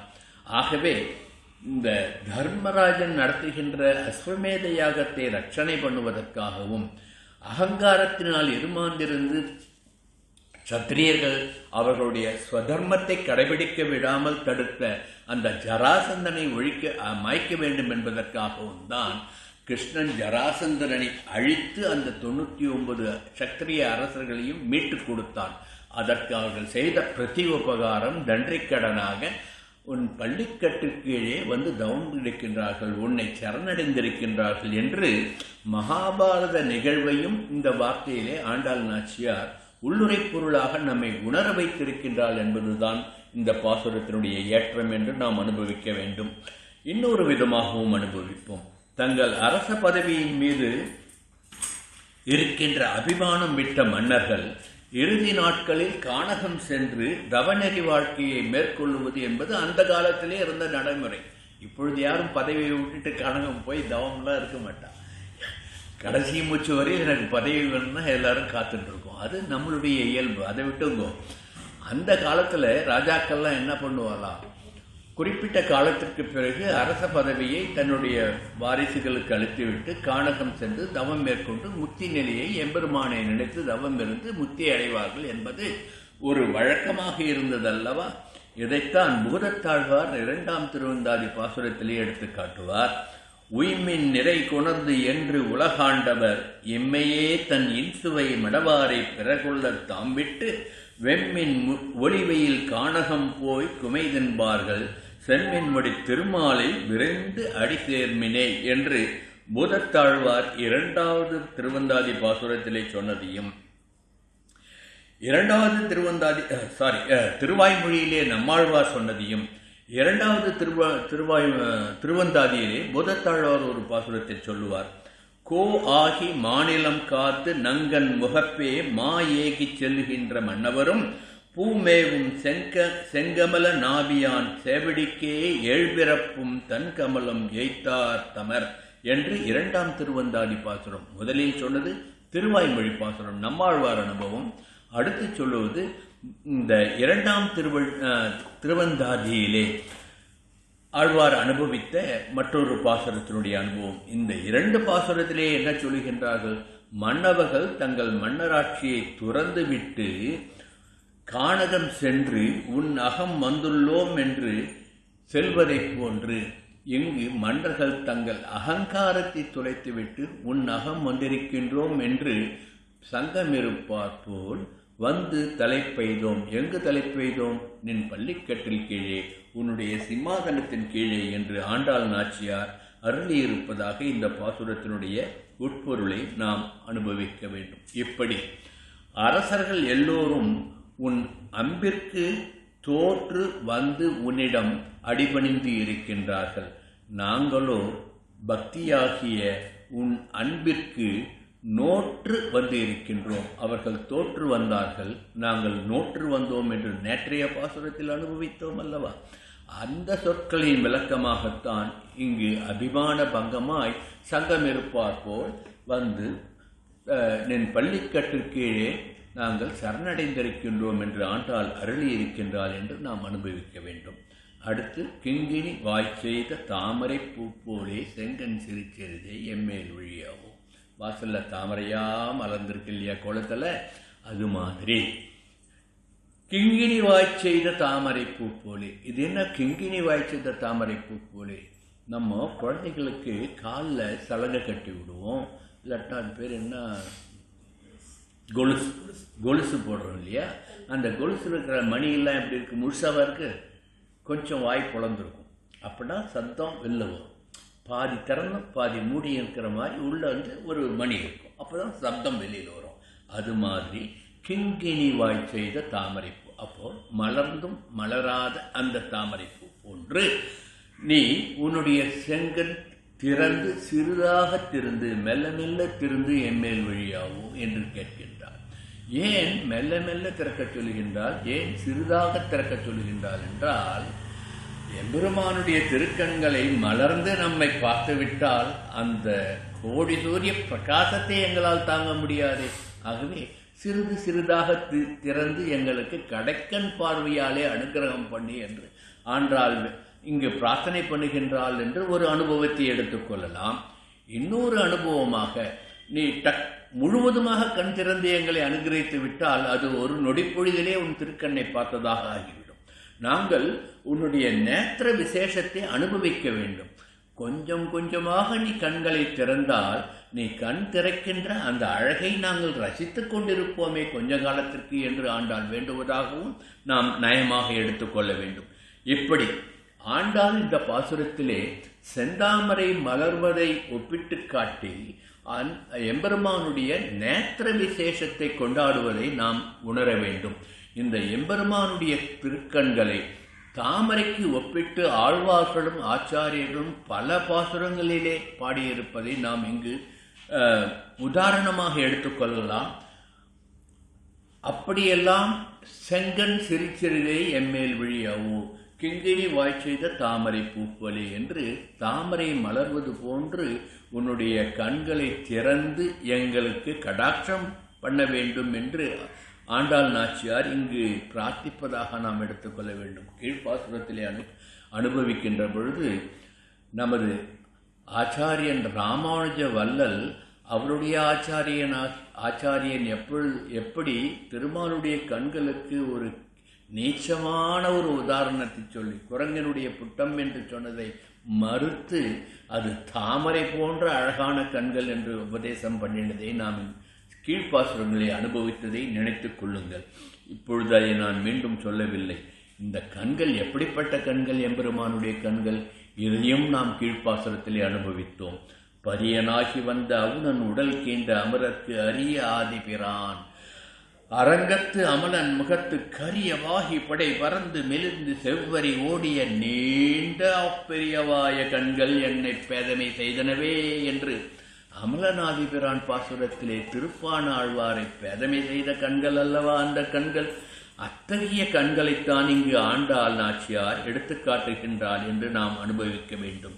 இந்த கண்கள் தான் உபாயமாகவும் இருக்கும், இந்த கண்கள் தான் உபேயமாகவும் இருக்கும் என்று நம் ஆழ்வார்கள் அனுபவித்திருக்கின்றார்கள்.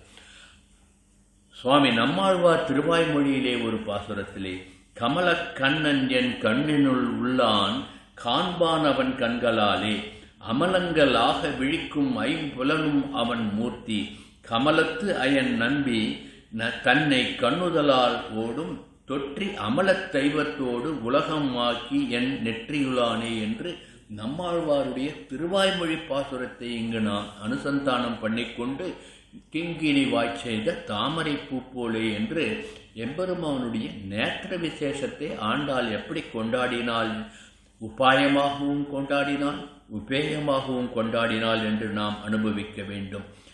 அதையே சேஷித்துவமாகவும் கொண்டாடினாள் என்றும் திருவாய்மொழி பாசுரத்தை கொண்டே நாம் அனுபவிக்கலாம்.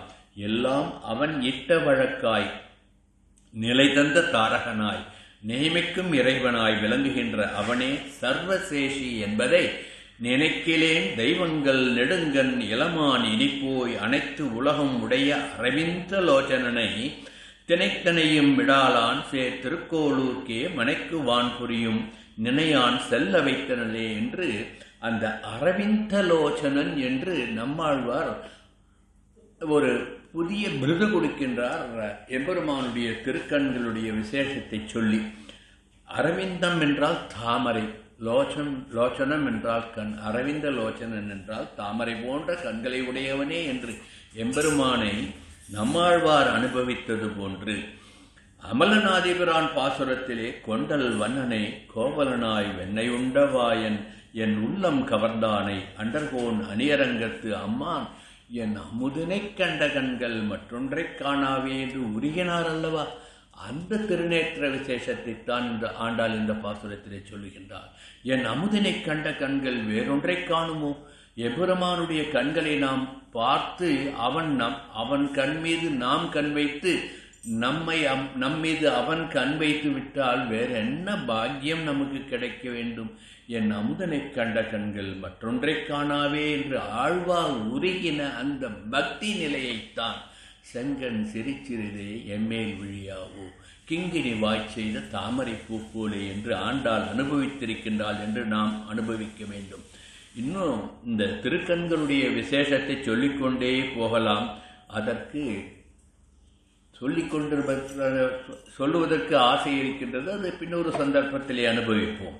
இப்படி திருநேத்திர விசேஷத்தை ஆண்டாள் ஒரு சொல்லிலே விளக்கிவிட்டாள் என்பதைத்தான் நாம் இங்கு அனுபவிப்பதாக இருக்க வேண்டும். இன்னொரு கீழ்ப்பாசனத்தை அனுபவிக்கின்ற பொழுது எம்பெருமானுடைய திருமேனி அத்தனமே மதுரம் தாமரை காடு அவன் என்று அனுபவித்தோம் அல்லவா. செந்தாமரைக்காடு பூத்தது போலே செழித்தை என் தமிழேன்ட்டு இப்போ பாடினால்தான் அது எங்கேருந்து வந்ததுன்னா ஆழ்வார்கள் பாசுரத்திலேயும் கடன் வாங்கிட்டு தான் வந்தாலே தவிர புதுசாக எதுவும் சொல்லலை. ஆகவே எம்பெருமானுடைய கண்கள் தாமரை, அவருடைய திருமுகம் தாமரை, அவருடைய கைகள் தாமரை, ஏன் ஒன்று சொல்லுவாங்க அவருடைய திருமேனியே தாமரைக்காடு என்று அனுபவித்தார்கள்வா மதுராஷ்டகத்திலே. அதுபோன்று செங்கன் சிரிச்சிறிதே எம்மேல் விழியாவோ என்று சொல்லி சிரிச்சிறிதே விழியாவோ என்று சொல்லுவது காரணத்தை நாம் அனுபவிக்க வேண்டும். விஷ்ணு சகஸ்ரநாமம் நாம் தினமும் பாராயணம் பண்ணுறோம். நிமிஷோ நிமிஷ ஸ்ரக்வி என்ற ஒரு வாக்கியத்தை ஞாபகப்படுத்தி பாருங்கள். நிமிஷோ நிமிஷா, அதை எப்படி நாம் பிரித்து பார்க்க வேண்டும் என்றால் நிமிஷா அநிமிஷா என்று பிரித்து பார்க்க வேண்டும். நிமிஷகா என்று சொல்லுகின்ற பொழுது பகைவர்களுக்கு, அதாவது எம்பெருமானுக்கு யார் பகைவர்கள், தன் அடியவர்களுக்கு யார் துன்பம் தருகிறார்களோ அவர்கள் அனைவருமே எம்பெருமானுடைய பகைவர்கள் என்று சொல்வார். ஆகவே அடியவர்கள் துன்பத்தை எம்பெருமான் தாங்க மாட்டான். தனக்கு துன்பம் வந்தாலும் தாங்கிக் கொள்வான், தன் அடியார்களுக்கு துன்பம் வந்தால் தாங்க மாட்டான் என்பதை ராமாயண காட்சியிலே ராவணன் தன்னை வதைத்த பொழுது, தன் மீது அம்பெய்த பொழுது வருந்தாத எம்பெருமான் ராமன் தன்னுடைய அடியவனாகிய ஹனுமான் மீது ராவணன் அம்பு போட்டு வதைத்த பொழுது சினம் கொண்டான் என்று கீழ்ப்பாசுரத்திலே அனுபவித்தோம் அல்லவா? ஆகவே நிமிஷகா என்பது தன் அடியவர்களுக்கு துன்பம் வருவதை தாங்காமல் சுட்டெரித்து விடுவான் தன் திருக்கண் முழுவதுமாக வளர்ந்து. அதுவே அனிமிஷகா என்றால் தன் அடியவர்களை கடாட்சிப்பதற்காக எப்பொழுதும் தன் கடைக்கண் பார்வையை அடியவர்கள் மீது வைத்திருப்பான் என்பதைத்தான் சகஸ்ரநாமத்திலே நாம் எப்படி அனுபவித்தோமோ அதே விதத்திலேயே மெல்ல மெல்ல மெல்ல கண் திறந்து எங்களுக்கு அனுகிரகம் செய்ய வேண்டும் என்று ஆண்டாள் நாச்சியார் இந்த பாசுரத்திலே செங்கன் சிரிச்சிறிதே எம்மேல் விழியாவோ திங்களும் ஆதித்யனும் எழுந்தாற்போல். ஒரு கண் திங்கள், திங்கள்னா சந்திரன், சந்திரனுடைய ஒளி எப்படி குளிர்ச்சியாக இருக்குமோ அப்படி கருணை மழை பொழிகின்ற குளிர்ந்த கண் ஒரு கண். மற்றொரு கண் சூரியன் ஆதித்யன், சூரியனுடைய வெப்பம் எப்படி தகிக்குமோ அப்பொழுது தன்னுடைய அடியார்களை துன்பப்படுத்துபவர்களை அவன் தகித்து விடுவான் என்பதை உணர்த்துவதற்காகத்தான் திங்களும் ஆதித்யனும் எழுந்தாற்போல். இங்கு வேதம் சந்திரனையும் சூரியனையும் எம்பெருமானுடைய இரண்டு கண்கள் என்று சொல்லுகின்றது. அதேதான் சகஸ்ரநாமத்திலையும் சொல்லுகின்றோம் என்பதை ஒப்பிட்டு அனுபவித்துக் கொள்ளுங்கள். எல்லாமே நான் எங்கெங்க இருக்குன்னு சொல்லிடுறேன். உங்களுக்கு எப்போ அவகாசம் கிடைக்கிறதோ அப்போ அதெல்லாம் தேடி பிடிச்சு அனுபவியுங்கள் என்பதோடு வேதமும் சொல்லிட்டு எம்பெருமானுடைய திருநேத்திர விசேஷத்தை அதைத்தான் சகஸ்ரநாமமும் போற்றிற்று என்பதை சொல்லி எங்கள் மேல் சாபம் இழிந்தேலோர் எம்பாவாய் என்று பாசுரத்தை முடிக்கின்றார். இவள் இருப்பது எம்பெருமானுடைய திருமாளிகையிலே லோகத்திலே சாமீபியமாக சமீபமாக வந்துவிட்டால், அப்போ எம்பெருமானுக்கு சமீபமாக வந்து அவன் கடைக்கண் பார்வை பட்டுவிட்டால் எல்லா சாபமும் போய்விடுமே, தீயினுள் தூசாகிவிடுமே. ஏன் இங்கு எங்கள் மேல் சாபம் இழிந்தேலோர் என்று கேட்கின்றாள் என்று நாம் சற்று ஆராய்ந்து பார்த்தோம் என்றால், இங்கு சாபம் என்பது அவர்கள் செய்த தீவனையை சொல்லவில்லை, கண்ணனை பிரிந்து இருப்பது எங்களுக்கு சாபம் என்று அவள் அனுபவிக்கின்றாள் என்று அனுபவிக்க வேண்டும். ஆகவே கண்ணா, நீ எங்களை விட்டு பிரிந்து போகாதே, எப்பொழுதும் எங்களுடனே இரு, எங்கள் திருவுள்ளத்திலே குடியிருந்து எங்களை காப்பாற்று என்று பிரார்த்தனை பண்ணுவதாக ஆண்டாள் நாச்சியார் எங்கள் மேல் சாபம் இழிந்தேலோர் என்று சொல்கின்ற சாபம் என்ற வார்த்தைக்கு நாம் அர்த்தம் கொள்ள வேண்டும். இப்படியெல்லாம் சொல்லி வழக்கம் போல் ஏல் ஓர் எம்பாவாய், நாங்கள் வந்த காரணத்தை ஆராய்ந்து ஓர் அதை உணர்ந்து எங்களுக்கு அருள் புரிய வேண்டும் என்று ஆண்டாள் நாச்சியார் எம்பெருமான் கண்ணனிடம் பிரார்த்திப்பதாக இந்த பாசுரத்தினுடைய உள்ளர்த்தத்தை நாம் அனுபவிக்க வேண்டும். அதன்தான் அனன்யார்க்க சேஷத்துவம் என்ற உயர்ந்த வைஷ்ணவ தத்துவத்தை இந்த பாசுரத்திலே ஆண்டாள் உணர்த்தி இருக்கின்றாள் என்பதை நாம் உணர வேண்டும். இது என்ன அனன்யார்க்க சேஷத்துவம் என்பதை மீண்டும் நினைவுபடுத்துகின்றேன். எம்பெருமான் ஸ்ரீமன் நாராயணன் தவிர வேறு தெய்வம் இல்லை என்ற ஒரு நிலைப்பாடு, அந்த பூரண பக்தி, பரிபூர்ண பக்தி, பரிபூர்ண சரணாகதி, இதுதான் இந்த பாசுரத்தினுடைய தாத்பரியம் என்று சொல்லி சர்வம் கிருஷ்ணார்ப்பணமஸ்து என்று எல்லாம் அவனுக்கு, எல்லாம் அவனுடையது, எதுவும் என்னுடையது கிடையாது, என்னுடைய செயல் கிடையாது என்று நாம் உணர வேண்டும் என்பதை ஆண்டாள் இங்கு அபிமான பங்கம் என்று நமக்கு பங்கத்தை துடைத்து விட்டு வா என்று நமக்கு அருளுகின்றாள், உபதேசம் பண்ணுகின்றாள் என்று ஸ்வஸ்மை ஸ்வப்ரீதியே ஸ்வயமேவ காரயதி என்றபடி அவன் திருவருளால், அவன் சங்கல்பத்தினால், அவன் நியமித்தபடி, அவன் என்பது எம்பெருமான், எம்பெருமான் நியமித்தபடி நாம் செய்கின்ற ஒவ்வொரு செயலும் அவனுடைய சங்கல்பத்தினால், அவனுடைய பிரீத்திக்காக, அவனுடைய நியமத்திற்காக நாம் செய்கின்ற ஒரு கருவி என்ற ஒரு எண்ணத்தை நாம் உள்வாங்கிக் கொண்டு இதுவரையில் நாம் செய்த காரியம் அனைத்தும் ஸ்வஸ்மை ஸ்வப்ரீதியை ஸ்வயமேவ காரித்தவான், உன் அருளால் நீ எங்களை கருவியாக்கி இந்த செயலை செய்ய வைத்தாய், அதை செய்து உனக்கே சமர்ப்பிக்கின்றோம். சர்வம் கிருஷ்ணார்ப்பணமஸ்து நமஹா. இது என்னுடையது இல்லை. ஆகவேத்தான் நாம் ஹோமங்கள்லாம் செய்யும் பொழுது என்ன பண்ணுவா, உதாரணமாக இந்திரன் நினைச்சுக்கோ, ஹோமம் பண்ணுறாங்க, இந்திரா எனமஹா இதம் நமமா என்று முடிப்பார்கள். இது நாங்கள் செய்கின்ற இந்த ஆகுதி, இந்திரனை நினைத்து செய்கின்ற ஆகுதி இதம் நமமா, இது எங்களுடையது இல்லை என்று சொல்லும். இது ஒரு உதாரணத்துக்காக சொல்றேன். எந்த தேவதையை நினைத்து ஆகுதி கொடுக்கின்றார்களோ அது அந்த தேவதைக்கு உரியது, அது எங்களுக்கு இல்லை என்று சொல்வதைத்தான் அகங்காரத்தை துளைக்கின்ற ஒரு தன்மை. இது நம்மளுடைய வாழ்க்கையிலே செய்கின்ற ஒவ்வொரு செயலிலும் உட்பொருளாக நாம் உணர வேண்டும் என்பதை உணர்த்துவதுதான் ஸ்ரீ வைஷ்ணவ சம்பிரதாயம். அந்த சம்பிரதாயத்தினுடைய உயர்ந்த தத்துவமாகிய அனன்யார்க்க சேஷத்துவமாகிய எம்பெருமான் ஸ்ரீமன் நாராயணனை தவிர வேறு தெய்வம் இல்லை என்று உணர்கின்ற அந்த உத்தமமான மனநிலையை உணர்த்துவதுதான் இந்த 22வது பாசுரம் என்று சொல்லி, அந்த பாவனையை நாம் கொண்டு விட்டால், பாவனை அதனை கொண்டால் அவனையும் அடைந்து விடலாம் என்று நம்மாழ்வார் அனுபவித்ததையும் மனதிலே கொண்டு ஆண்டாள் பாசுரத்தினுடைய சுவாபதேசத்தை பூர்த்தி பண்ணுகின்றேன். ஆண்டாள் திருவடிகளே சரணம். கவிதார்க்கிக சிம்மாய கல்யாண குணசாலினி ஸ்ரீமதே வெங்கடேசாய வேதாந்த குரவே நமஹ.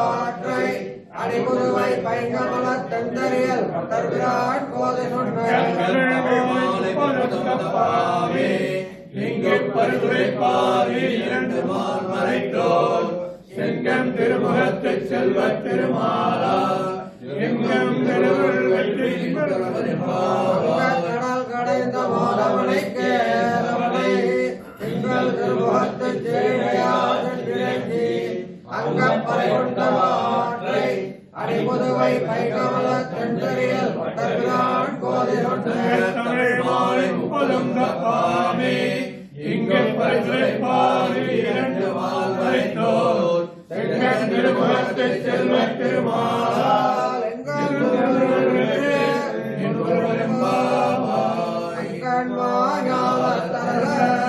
அபிமான பங்கவாய் மன்னனின் பள்ளி கட்டு கீழே சங்கமிருப்பார் போர் மங்களை பெய்தோ கிங்கிணி வாய் செய்தாமரை பூப்போலே எங்கள் சிறுதேன் மேல் விழியாவோ எங்களும் மாலித்தேன்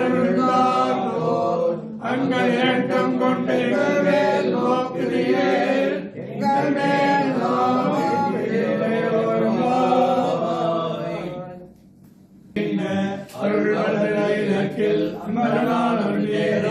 திருவடிவாம் திருவள்ளும் தல்லறிவாம் அருமையிலாமை வரவாம் கலாப்பரியவடி அறமலை படைப்பமைப்பும் கலக்கமில்லாவகின்ற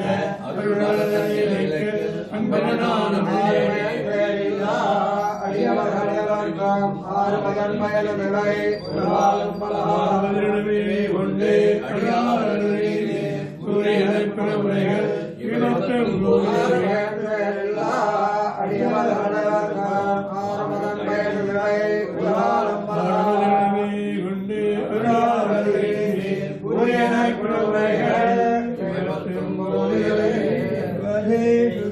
काले चव्याहत पराक्रमा रामानुजाय दिव्याज्ञा वदताम् अभिवर्तताम् रामानुजाय दिव्याज्ञा प्रतिभासवज्ज्वला श्रीरङ्गश्रीमणभद्रवामणिनं सम्पद्दया श्रीरङ्गश्रीमणभद्रवामणिनं सम्पद्दया रामानुजाय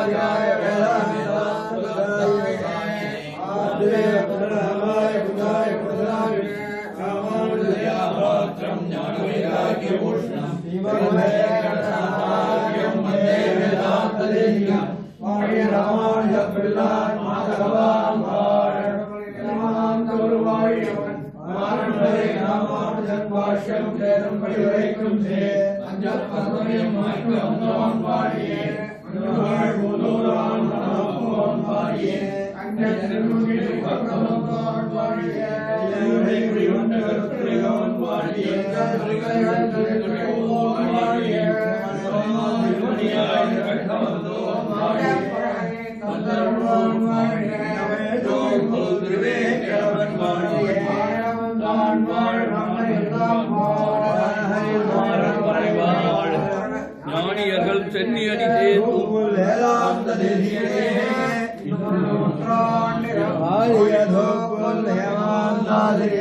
வாழியவன்